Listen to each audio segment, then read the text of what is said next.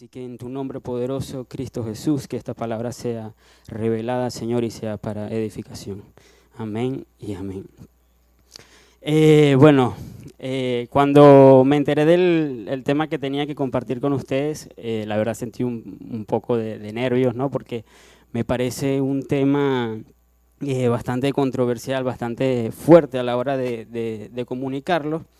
Así que, bueno, decidí ser totalmente honesto con ustedes y conmigo mismo. Y tengo que decirles, para comenzar, que todos acá pues somos expertos en justicia. Somos especialistas en la palabra justicia. Somos muy buenos para aplicar la justicia. Pero, sí, analizando un poco y en lo que me siento y dejo que el Señor trabaje en mí y empiezo a estudiar, me empiezo a preguntar qué tipo de justicia solemos aplicar. No sé si ustedes se lo han preguntado en algún momento, pero para analizar esto empiezo a estudiarme a mí mismo y llego a una conclusión. Les traje esta pequeña imagen que está acá, es un embudo. Seguramente muchos o todos los han visto, ¿verdad que sí? Y saben lo que es. Bueno, me di cuenta que al momento de nosotros o mi persona aplicar la justicia, pues lo aplico de una manera, algunas veces así y algunas veces invertida. Pero ¿cuándo lo aplico así? Cuando se trata de mi persona, cuando se trata de mis fallas, cuando se trata de mis errores, cuando se trata de mis pecados. ¿Por qué? Porque cuando se trata de mí, lo coloco así porque digo, wow, si le hablé mal a alguien, pues puedo decir que me provocaron. Y eso perfectamente cabe por acá. Si llego tarde a una reunión o a un lugar, una cita, pues puedo decir que era el tráfico. Si le miento a alguien o una mentira blanda por ahí, puedo decir que, bueno, me vi obligado a decir una mentira para salir del paso. Pero cuando se trata de la persona que está a nuestro lado, cuando se trata de un compañero que nos falla, cuando se trata de un familiar que nos lastima, cuando se trata de un hermano en la iglesia que no cumplió con un deber o no cumplió con lo que nosotros creemos que era su asignación, que tenía que cumplir, pues ahí lo invertimos. Aquí ya el agujero es diferente. Por acá no pasa lo mismo que pasa por aquí. ¿Verdad que sí? Es fácil, es bastante sencillo de entenderlo. Entonces, cuando se trata de nosotros, solemos ser los mejores abogados que existen, ¿sí? Podemos encontrar 1001 excusas o 1001 razones o letras pequeñas en el contrato que nos permiten zafarnos de la culpa. Pero cuando se trata del otro, cuando se trata del hermano, pues ahí cerramos lo que podemos conocer como un código de defensa para abrir un código penal. Ahí inmediatamente, ¿qué hacemos? Podemos sentenciar en segundos, ¿sí? Damos un veredicto así, sin pensarlo. No nos preguntamos en ningún momento ni nos podemos cuestionar qué pudo haber pasado a ese hermano, qué le pudo haber pasado a ese compañero, qué le pudo haber pasado a ese familiar. Si no, listo, condenado, ¿sí? Entonces, esto me lleva a otra pregunta y digo, ¿por qué será que nos gusta tanto juzgar? ¿Por qué será que nos gusta tanto aplicar eso que conocemos como justicia? Y llego a la conclusión de que esto, cuando lo hacemos, simplemente buscamos justificarnos, pero es la forma más barata y la forma más sencilla de ¿qué? De sentirnos mejor, de sentirnos buenos, de sentirnos personas rectas, personas justas. Y esto sucede, ¿por qué? Porque si yo señalo el pecado de un tercero, de un hermano, de un compañero, pues me olvido del mío. Si yo condeno a otra persona, ¿verdad? Eso me da a entender de que yo estoy en una posición superior, porque tengo la potestad, tengo el derecho, ¿verdad?, de juzgarlo. Entonces eso quiere decir que no estamos en igualdad de condiciones. Yo estoy un escalón más arriba, ¿verdad que sí? Entonces, esto, como les decía, nos habla de que estamos en un nivel superior, pero ¿qué es lo que quiero que hagamos hoy? Es que nos podamos mirar a través de un espejo. ¿Por qué? Porque todo esto que nosotros solemos aplicar, o lo que el mundo suele aplicar también, no es más que un yoísmo, no es más que un orgullo, pero ¿qué pasa? Está disfrazado de santidad. ¿Sí? Está disfrazado de yo soy una persona recta, soy una persona que aplica muy bien la justicia, que sabe decir qué es lo bueno, que sabe decir qué es lo malo, ¿verdad que sí? Entonces, ¿qué pasa con esto? Parecemos personas correctas por fuera, ¿bien? Pero por dentro, nuestra alma, nuestro espíritu está seco. Y ya vamos a entender por qué esta palabra en específico de estar seco. Pero estamos tan llenos de razón que ya no nos queda espacio para la gracia. ¿Sí? Se lo voy a volver a repetir. Estamos tan llenos de razón que ya no nos queda espacio para la gracia. Pero mira lo que piensa Jesús acerca de esta razón. Lo encontramos en Mateo, capítulo 5, versículo 20. Sé que no te lo di, Darío, perdóname. Entonces los voy a leer por acá.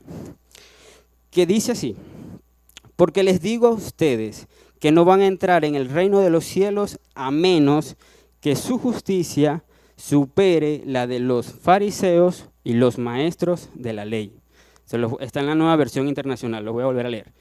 Porque les digo a ustedes, son palabras de Jesús, que no van a entrar en el reino de los cielos a menos que su justicia supere la de los fariseos y los maestros de la ley. Cuando Jesús nos habla de una justicia superior, no está en sí añadiendo más normas, no está en sí añadiendo más conceptos o más reglas, sino que nos está pidiendo que lo hagamos desde una posición diferente, desde un lugar diferente en nuestro corazón. ¿Por qué? ¿Qué pasaba con los fariseos? La justicia de los fariseos era una justicia de fachada, de vitrina. Todo por fuera parecía estar muy bonito, muy arreglado, muy limpiecito, pero cuando examinamos su corazón, vemos que por dentro todo estaba lleno de orgullo, de desprecio, de odio. Entonces, ¿qué querían ellos? Aparentar y que las personas que cuando los vieran dijeran, wow, qué personas tan rectas, qué personas tan justas, qué personas tan alineadas incluso a los principios de Dios, ¿sí? Pero, ¿qué pasa con esta justicia superior de la que Jesús nos está hablando? Esta justicia es una justicia íntegra, ¿sí? No es una justicia de imagen, no es una justicia de fachada, y es íntegra. ¿Por qué? Porque está totalmente conectado lo exterior con lo interior de nuestro corazón, ¿sí? Hay una congruencia entre lo que hay dentro de nuestro corazón y es palpable y es visible a las demás personas que está en lo externo. Entonces, en la vida nosotros podemos ser políticamente correctos, ¿sí? Podemos ser religiosamente correctos, podemos cumplir con ciertas normas, llevar a cabo todo lo que nos piden en el trabajo, en la iglesia o en cualquier lugar que nos encontremos.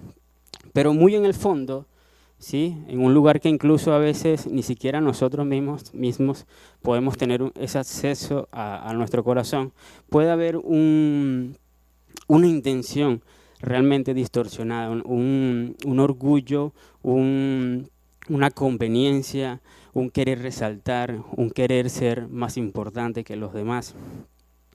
¿Sí? Pero, ¿qué nos dice Jesús entonces? ¿Qué nos está diciendo Jesús? Hablando un poco con esta justicia superior que es íntegra, que refleja lo que hay dentro con lo que hay fuera y se ve que hay una congruencia, que hay una coinonía. Y es que, por ejemplo, Jesús nos dice, no me sirve que no mates, por ejemplo, si en tu corazón odias a tu hermano. Aquí está hablando de una acción, ¿verdad? Que es tomar la vida de una persona con la condición interna de nuestro corazón, con simplemente odiar, con simplemente despreciar, con simplemente tener una apatía hacia nuestro hermano, hacia nuestro compañero de trabajo, ¿verdad? También nos dice, no me sirve que no robes, si en tu corazón envidias lo ajeno. Aquí hablamos otra vez externo y interno. No robar es una acción externa, pero en nuestro corazón, en lo interno, ahí adentro de nuestro corazón, hay un sentimiento de envidia, ¿sí? Entonces, no hay... es básicamente lo que le pasaba ¿a quién? A los fariseos y a los maestros de la ley. Entonces, aquí es donde vamos a ir bajando a través de este embudo, ¿sí? Hasta llegar a la parte más angosta. Y vamos a entender que la justicia humana se trata de lo que las demás personas pueden ver, ¿sí? Pero que la justicia de Dios se trata solo de lo que Él puede ver.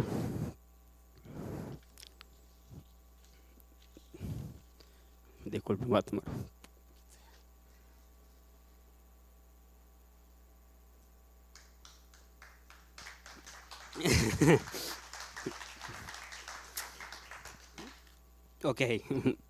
Ok, entonces, ¿qué venimos aprendiendo hasta acá?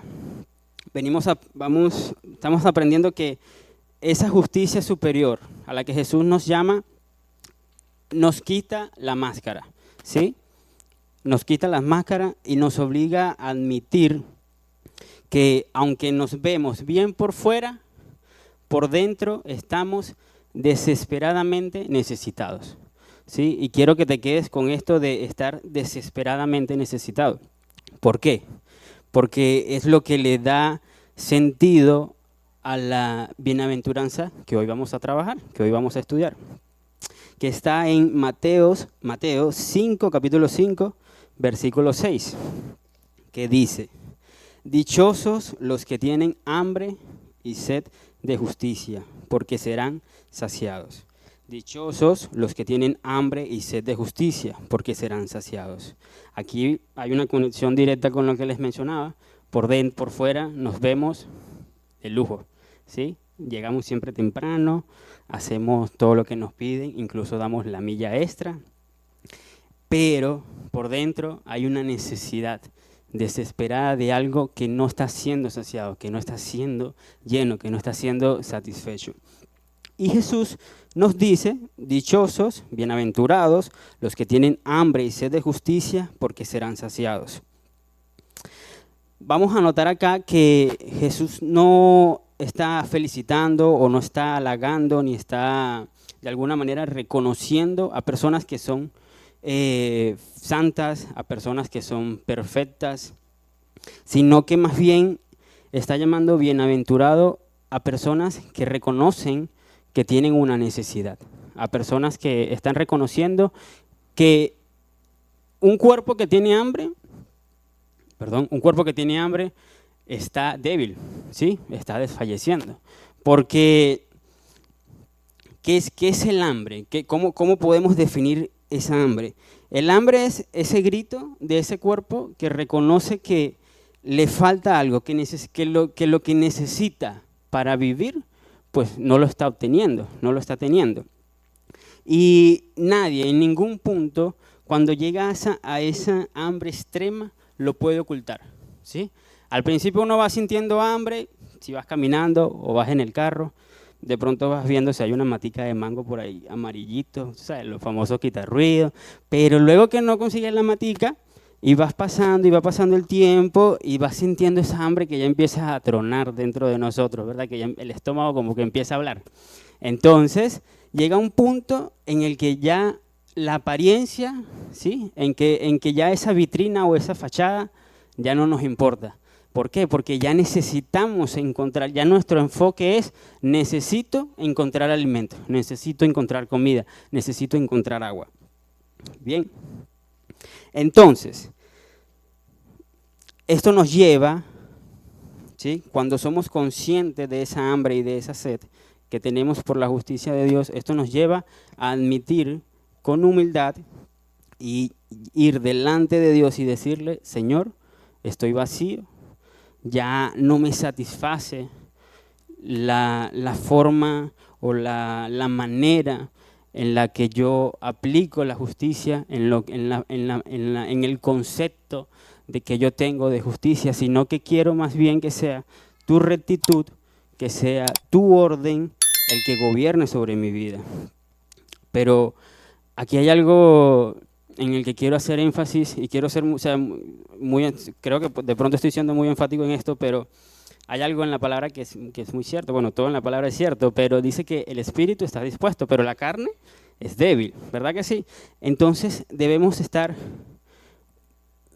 alerta, prevenidos, porque siempre hay una trampa siempre nuestro cuerpo y nuestra alma, nuestros deseos, nuestras emociones, siempre van a ir en sentido contrario a nuestro espíritu, que es el que está deseado, que es el que está hambriento de la justicia de Dios. Entonces, podemos confundir realmente esa hambre con simplemente tener razón o realmente tener esa hambre de la justicia de Dios. Incluso le quiero poner un ejemplo muy práctico, que es una ilustración, de alguna manera no es muy buena, pero aplica hoy en la, ¿sabe que en mis nervios? Mi esposa me dice en la mañana, mira, ya está listo el desayuno. ¿Qué pasa? Cuando me toca compartir el mensaje, yo no desayuno, no almuerzo, no hago nada. El estómago no me permite hacer nada. Entonces, yo le digo a ella, bueno, mira, precisamente estoy estudiando, tener hambre y sed.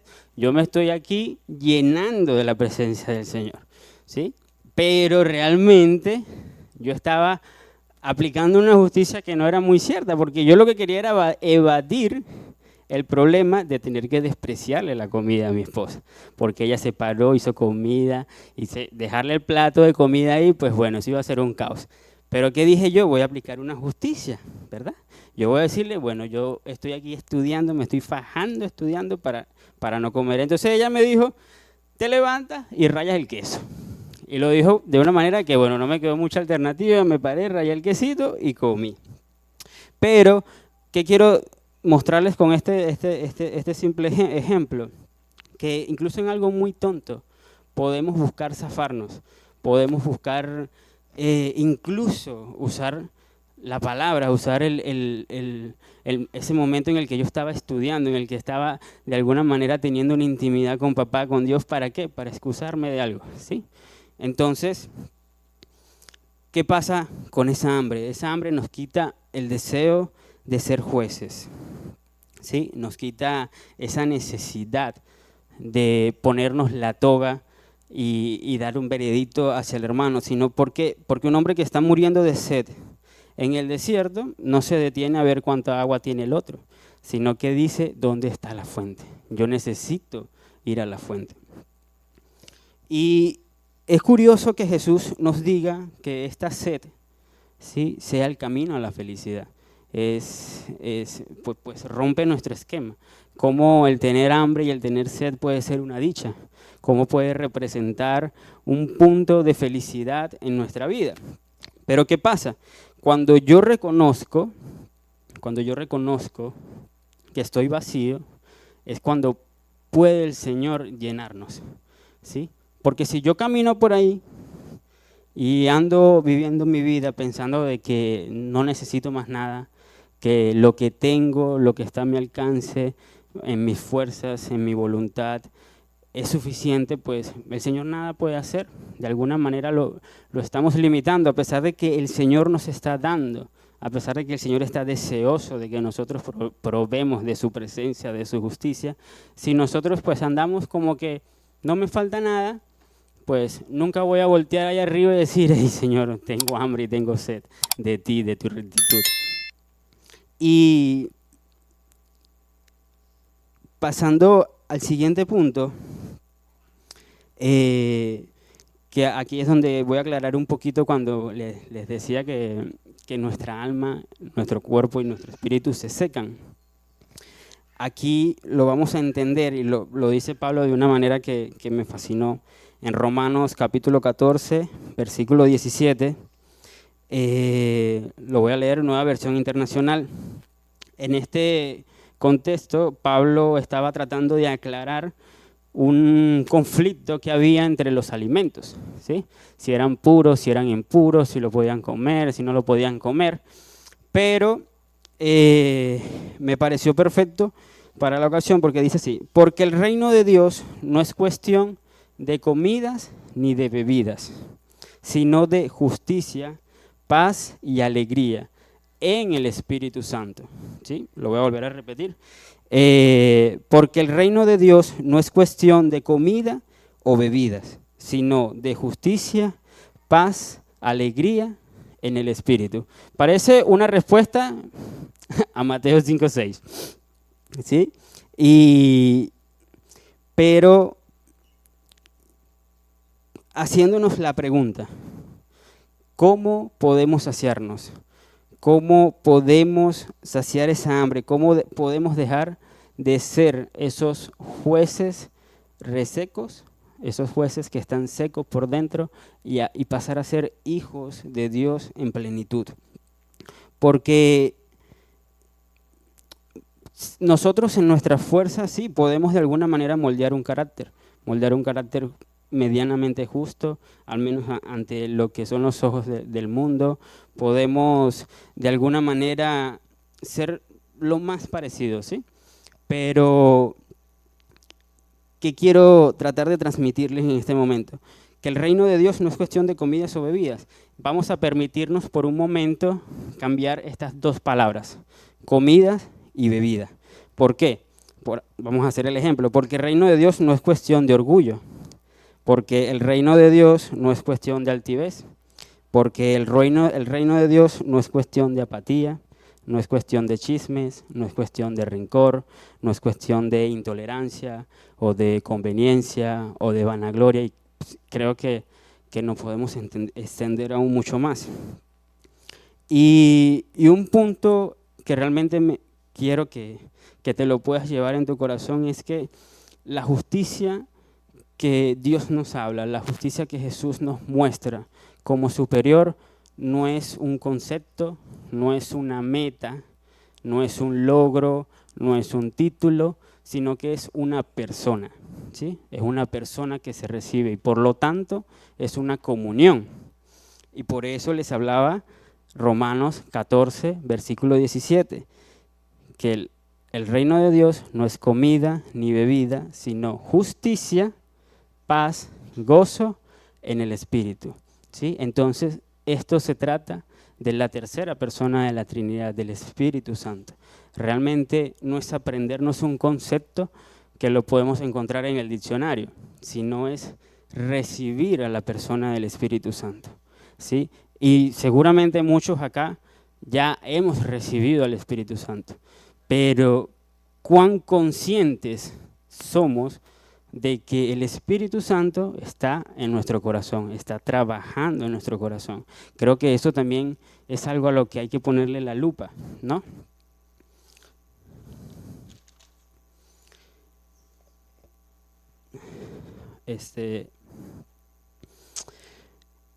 Vamos a leer Juan, capítulo 7, versículos 37 y 39. Lo voy a leer en la Nueva Versión Internacional y dice así: en el último día, el más solemne de la fiesta, Jesús se puso de pie y exclamó. En otras versiones habla de que él habló en voz alta, levantó el tono de voz. Si alguno tiene sed, que venga a mí y beba. De aquel que cree en mí, como dice la Escritura, de su interior brotarán ríos de agua viva. Y en el versículo 39 nos habla de que con esto se refería al Espíritu que habrían de recibir más tarde los que creyeran en él. Hasta ese momento el Espíritu no había sido dado porque Jesús no había sido glorificado todavía. Entonces, Jesús ya fue glorificado, ¿sí o no? Entonces ya nosotros podemos estar seguros y con la certeza y la plenitud de que el Espíritu Santo está en nosotros. Amén. Entonces, ¿qué les hablaba al comienzo? De que esta justicia humana nos seca, nos reseca. Bueno, Jesús nos da esa invitación de que fluya una corriente de agua viva en nosotros. ¿Y quién es esa corriente de agua viva en nosotros? El Espíritu Santo, del cual hablamos en Romanos 14:17, de que a través de él es la justicia, la paz y el gozo. Si alguno tiene sed, venga a mí y beba. Jesús sabía que es agotador vivir queriendo aparentar algo, queriendo decir soy bueno, soy justo. Y creo que por eso nos da esa gran promesa de saciarnos, de llenarnos, porque siempre que empezamos a crecer, que llegamos a este mundo y que empezamos a crecer, siempre queremos poder conectar con un grupo, siempre queremos poder socializar, poder adaptarnos, ¿sí? Y en eso, pues, bueno, vamos formando nuestro carácter, pero llega un punto en el que ya empezamos a entender de que somos llamados, de que fuimos creados para algo mayor, ¿sí? Ya luego nuestro espíritu nos empieza a demandar esa necesidad que tenemos de la presencia del Espíritu, que tenemos de tener una comunión real con el Espíritu Santo, con una comunión real con Jesús, con nuestro Padre Celestial. Y es esa agua que empieza a brotar en nosotros, que empieza a apagar ese fuego de empezar a juzgar todo, de juzgar al mundo. Cuando bebemos de su presencia, pues todas esas cosas que antes eran una carga, pues ahora ahora pasan a ser un río que empieza a brotar en nosotros y empieza a correr por todo nuestro interior. Pero aquí es donde me gustaría cerrar. Cuando logramos tener esa convicción de que Jesús nos sacia, nos quita esa hambre y nos quita esa sed, ¿sí? Luego empezamos a ver al hermano de una manera diferente. Ya entendemos de que no solamente somos nosotros mismos, ¿sí? De que ya no solamente importamos nosotros, sino que ahora cuando hablamos del hermano, pues ya podemos voltear el embudo, ¿sí? Podemos tratar al otro con ese mismo amor y esa misma gracia con la que el Señor nos trató a nosotros, con la que el Señor sació nuestra hambre y nuestro deseo de Él, de su justicia. Y para ir cerrando, quiero que leamos Romanos 14:19, que dice: busquemos lo que conduce a la paz y a la edificación mutua, ¿sí? Con esto, para ya cerrar la idea, es en ese río, ¿sí? que es el Espíritu Santo, ¿en qué posición queremos estar nosotros? En donde ya simplemente desemboca, ¿sí? Donde va fluyendo y cae, pues que caiga sobre nosotros, o no, o ahora queremos ser más bien parte de ese canal, ¿sí? Donde desemboca y puede llegar también a los demás, ¿sí? Puede llegar a tu hermano, a tu familia, al compañero de trabajo, ¿sí? Entonces creo que es una pregunta y es una reflexión que nos deberíamos llevar a casa, que deberíamos tratar en nuestro corazón. ¿En qué punto nos encontramos de esa justicia superior? ¿Sí? En la que lo queremos recibir todo, o en la que también estamos dispuestos a llevarla al mundo, ¿sí? A llevarla a los demás, a los necesitados, a los que realmente sabemos que la necesitan porque no están secos por dentro. Y que al final de todo, pues lo único que haya de justicia en nuestro corazón, lo único que haya de justicia, ¿sí? En nuestra vida, sea nada más que la presencia del Espíritu Santo. Creo que con eso nos llevamos todo. No se trata de irnos de acá y tratar de ser jueces más mansos o mejores personas, sino que podamos entrar en una comunión, entender de que esto no es una meta, sino que es una comunión con el Espíritu Santo. Amén. Así que bueno, por favor, vamos a ponernos de pie para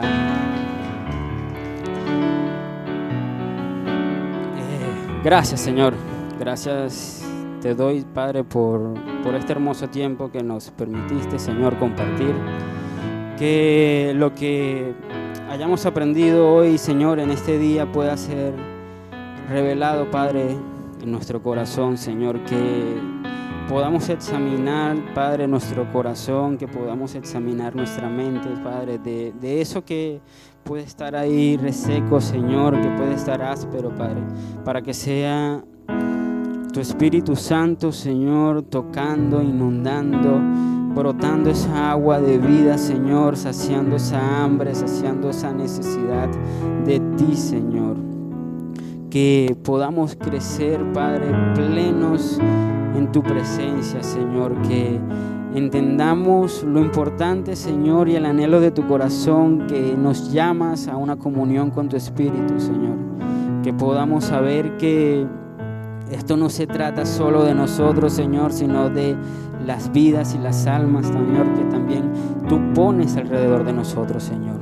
Que podamos salir de aquí con esa convicción, Señor, de que podemos ser utilizados por ti, Señor. De que podemos ser también una vasija de barro, Señor. Que podemos ser un instrumento en tus manos para los demás, Padre. Te damos gloria, Señor, que ahora que nos vamos a casa seas tú, Señor, enviando ángeles, cuidándonos, Señor. Así que en tu nombre poderoso, Cristo Jesús, te damos gloria, te exaltamos y te amamos, Señor. Amén y